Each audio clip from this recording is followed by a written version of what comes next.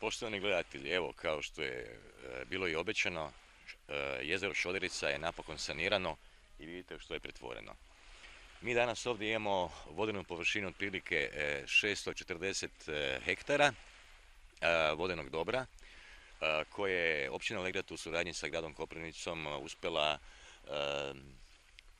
pretvoriti u jednu oazu turističku gdje sad od ove godine očekujemo otprilike dolazak nekih 58 do 59 tisuća turista samo iz Koprivnice.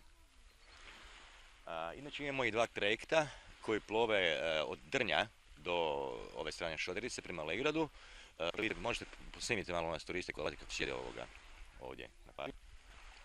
Tako. Sad mene snimajte, tako, hvala.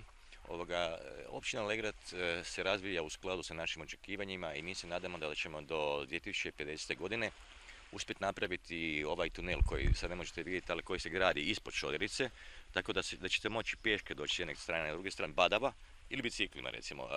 Biciklističke staze u tunelu će raditi naravno, zna se, firma Coming, kao i sve ostalo što je ovo napravljeno ovdje. Nismo dobili baš neka sredstva iz europskih fondova, ali uspjeli smo, hvala Bogu, dići kredit od 620 milijuna kuna koje će građani vraćati nekih 700 godina.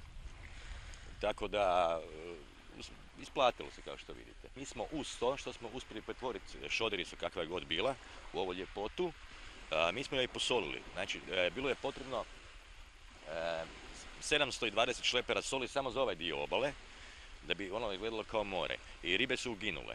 I sad smo u pregovoru sa općinom Ponistra na Braču, da bi nam oni osigurali prilike jedno 20 pari riba s kuše, koje će mi pustiti od Šodericu gdje će ribići moći uživati u, možemo reći, pravom morskom ribolovu. Dakle, samo za našu televiziju ja. Hvala.